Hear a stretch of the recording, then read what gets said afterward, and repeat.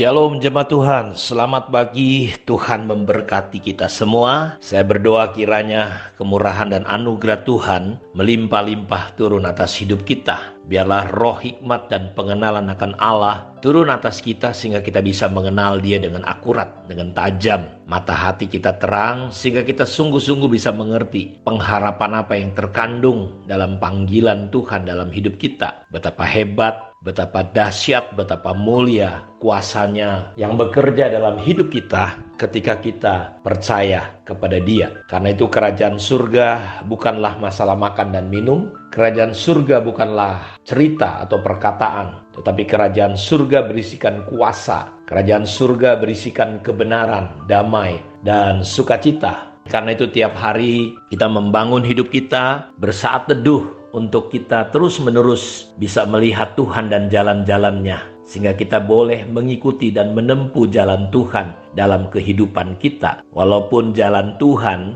diumpamakan seperti jalan yang sempit, sulit, dan sukar. Tidak banyak memang orang mengingininya, tetapi ujungnya sebenarnya adalah kehidupan. Berbeda dengan jalan kebinasaan. Jalannya lebar, kayak jalan tol. Tidak banyak kesulitan, tidak banyak kesusahan.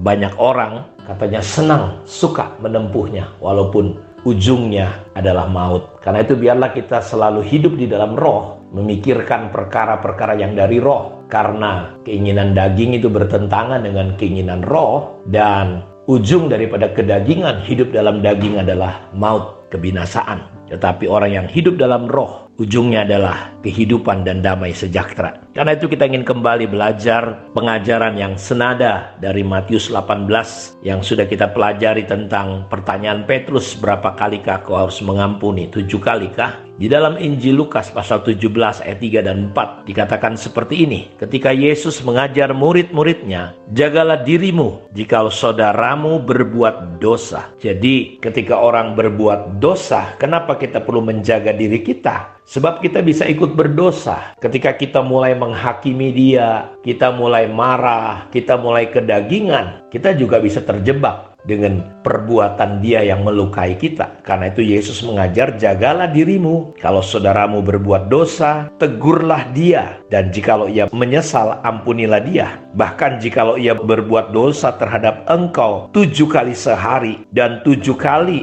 ia kembali kepadamu dan berkata, aku menyesal, engkau harus mengampuni dia. Jadi Bapak Ibu, pengampunan adalah merupakan salah satu pengajaran yang sangat ditekankan oleh Yesus. Bahkan di dalam doa Bapa kami terakhir ditekankan, Bapa ampunilah mereka seperti Engkau telah mengampuni. Sebab jikalau kita tidak mengampuni, Bapa di surga juga tidak mengampuni. Pengampunan dalam bahasa psikologisnya, ini menurut ilmu psikologi, adalah sebuah proses yang disengaja dan sukarela, di mana seseorang yang pada awalnya mungkin merasa menjadi korban, dia mengalami perubahan perasaan dan sikap sehubungan dengan pelanggaran yang diberikan, dan mengatasi emosi negatif seperti kebencian dan dendam. Dari Wikipedia Inggris mengatakan bahwa pengampunan itu memiliki pengertian adalah sebuah proses yang disengaja. Jadi kita mengambil keputusan. Pengampunan bukanlah sebuah perasaan, tapi pengampunan adalah sebuah keputusan, di mana kita memutuskan dengan sengaja.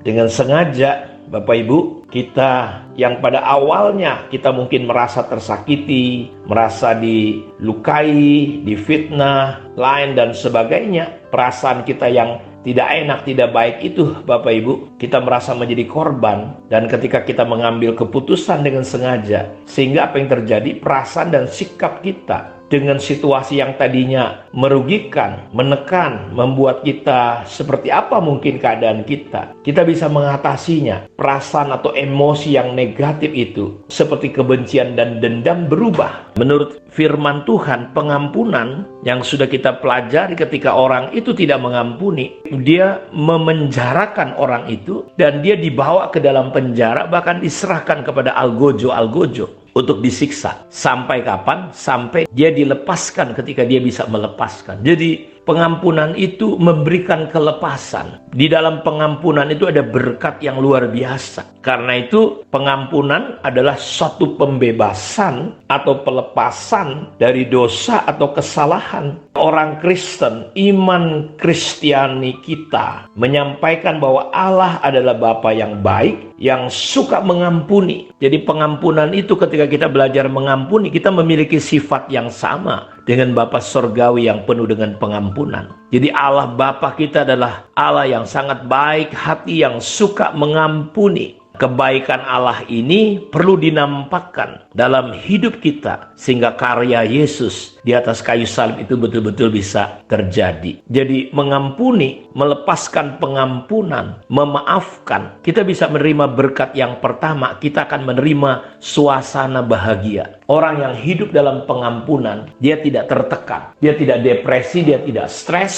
dia tidak, hidupnya akan bahagia. Ada damai, ada sukacita. Jadi kita lihat di sini bahwa berkat daripada pengampunan itu pasti ada kebahagiaan. Makanya saya udah lihat banyak hal yang dalam hidup sehari-hari, dalam hidup banyak orang, pembelajaran kita dalam sekolah kehidupan ini ketika kita memberi pengampunan, ada sukacita, suasana surga. Karena kalau kita penuh kebencian, tidak ada pengampunan, biasanya kepahitan, luka. Jadi tidak ada kebahagiaan sama sekali. Yang kedua, mengampuni, memaafkan dapat meningkatkan kesehatan kita. Ketika dia tidak mengampuni, raja itu membawa orang yang tidak mengampuni itu, melepaskan saudaranya itu kemana? Ke penjara dan diserahkan kepada algojo untuk disiksa. Bayangin saudara, di penjara, sudah di penjara, disiksa lagi. Jadi orang-orang yang tidak mengampuni akan tersiksa hidupnya, kesehatannya terganggu, fisiknya, psikisnya, mentalnya pasti terganggu Bapak Ibu. Karena itu saya mau ajak saudara melihat dalam pengampunan ada berkat yang membuat kita bisa sukacita dan bahagia. Pengampunan membuat kita memiliki kesehatan roh, jiwa, dan tubuh kita. Pengampunan memberikan, mengurangi, bahkan menurut penelitian, memaafkan, mengampuni dapat mengusir stres. Jadi, mana nikmati suasana kerajaan surga? Surga itu berisi dengan damai dan sejahtera, sukacita. Dan prinsip kerajaan surga dikatakan bahwa kerajaan surga seperti seorang raja yang mengadakan perhitungan kepada hambanya yang punya utang. Kalau Tuhan mengampuni kita, saya beritahu,